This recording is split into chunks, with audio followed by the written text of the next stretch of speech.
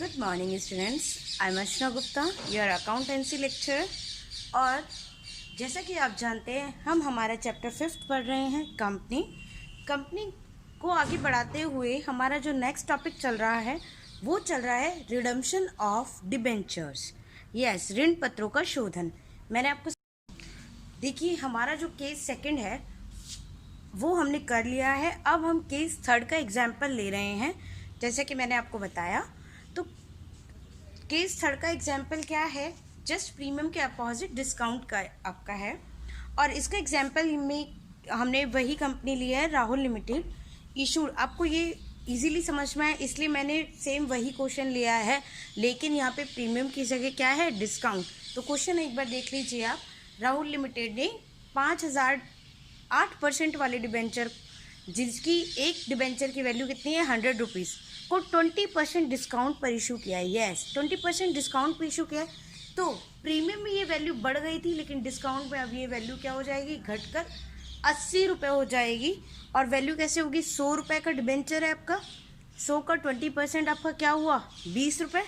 और 20 रुपये आपने डिस्काउंट पर इशू किया है, तो डिस्काउंट के टाइम फेस वैल्यू जो होती है डिबेंचर की वो घट जाती है, जबकि प्रीमियम के टाइम वो बढ़ जाती है। आपको समझ में आ रहा होगा कि डिस्काउंट और आप जब हम मार्केट जाते हैं तो हमें पता होता है कि डिस्काउंट और प्रीमियम पे फ़र्क क्या है। डिस्काउंट में क्या होता है, अगर कोई चीज़ 100 रुपये की है और हम बोलते हैं कि इस पर कुछ डिस्काउंट है, तो सामने वाला शॉपकीपर वो बोलता है कि इस पर 10% डिस्काउंट है, तो वही चीज़ हमें किस में पड़ती है, 90 रुपये में। तो वो 100 रुपये की चीज़ के लिए हम क्या पे करते हैं, 90 रुपये। कॉस्ट क्या है उसकी, 100 शॉपकीपर के लिए, ठीक है। लेकिन वो 90 में दे रहा है, तो 10 रुपये उसका क्या हुआ, लॉस, ठीक है। और हमें क्या हुआ, फ़ायदा। तो अभी हम यहाँ अकाउंटिंग किसकी तरफ से कर रहे हैं, शॉपकीपर की तरफ से, मतलब कंपनी की तरफ से। तो कंपनी को यहाँ पे 20% का नुकसान हुआ है, इसीलिए उसे लॉस बोला जाता है। अब डिबेंचर की वैल्यू जो 100 रुपये थी, अब क्या रह गई है, 80।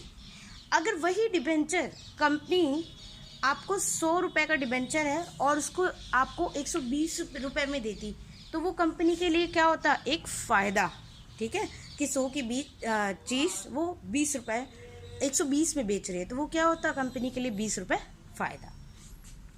तो आपको ये क्लैरिटी से समझ में आ गया होगा। अब रिडीम कर रहे हैं, वो भी 5 साल के बाद ही कर रहे हैं, लेकिन रिडीम किस पे हो रहा है, सिचुएशन देखिए, एट पार। यस, रिडीम की सिचुएशन है एट पार। इशू आपकी मैंने बताया कि किसी भी चीज़ पर हो, डिस्काउंट पे, प्रीमियम पर, या फिर एट पार। लेकिन अगर केस आपका रिडम्पशन का एट पार का है, एट प्रीमियम का नहीं, तो आपको किसी भी तरह की एंट्रीज में चेंज नहीं करना। एंट्री वही होंगी जैसे आपने इशू के टाइम की थी। देखिए, मैं आपको एंट्री बताती हूँ इस केस की, क्या एंट्री होगी।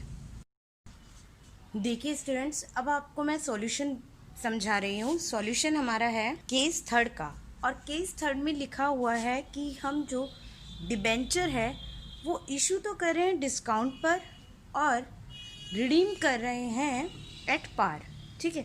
जब हमने इशू किया होगा डिस्काउंट पर, 100 की चीज़ 80 में बेची होगी, तो हमें लॉस हुआ होगा, इसलिए हमें डिस्काउंट की एंट्री करनी होगी, और वो करनी होगी डेबिट साइड। देखिए, मैंने डेबिट साइड एंट्री की हुई है आपकी। और एंट्री के अकॉर्डिंग देखिए आप कि हम क्या कर रहे हैं, हम कर रहे हैं पहले रिसीव करने की एंट्री होगी। हमेशा रिसीव करने की एंट्री आप उस अमाउंट से करोगे जो कस्टमर आपको देगा। अब वो 100 रुपये की जगह 80 आपको दे रहा है, तो आप बैंक की एंट्री 80 रुपये से ही करोगे। तो एंट्री होगी bank account debit to debenture application, same as जैसे हम पहले कर रहे हैं। और लेकिन अमाउंट यहाँ चेंज हो जाएगा, और अमाउंट हो जाएगा हमारा 4 लाख। नेक्स्ट जो हमारी एंट्री है वो है debenture application account debit discount on issue of debenture account debit. ये अकाउंट कौन सा है, जिसमें हमने 20 रुपये लॉस के हमने भुगते हैं, वो अकाउंट। तो 20 रुपये के अकॉर्डिंग के देखिए, 5000 पर 1 लाख बनता है, और to 8% debenture account, yes, 5 lakh rupees. तो अब आपको समझ में आया कि ये एंट्री कैसे होगी। डिबेंचर एप्लीकेशन अकाउंट को हमें करना है, क्योंकि 80 से ही हमने ऊपर उसको क्या किया है, क्रेडिट, तो हम डेबिट भी किससे करेंगे, 80 से। Discount on issue of debenture हम डेबिट करेंगे 20 से, और टू 8% डिबेंचर अकाउंट, क्योंकि वो हमने इशू कब किया था 100 रुपये के अकॉर्डिंग, इसलिए वो एंट्री होगी 100 रुपये के अकॉर्डिंग। हो आशा करती हूँ कि आपको ये समझ में आया होगा आज का टॉपिक। कल हम नेक्स्ट पढ़ेंगे कि अगर हम इशू डिस्काउंट पे करें, प्रीमियम पे करें या फिर एट पार पे करें, लेकिन रिडीम हमेशा हम किस पे करेंगे, प्रीमियम पर, तो वो वाला केस कल हम स्टार्ट करेंगे। आप देखिएगा कि उस केस में एंट्रीज चेंज होंगी, उस केस में आपको कुछ डिफरेंसेस मिलेंगे, वो मैं आपको समझाऊंगी कल। Thank you very much.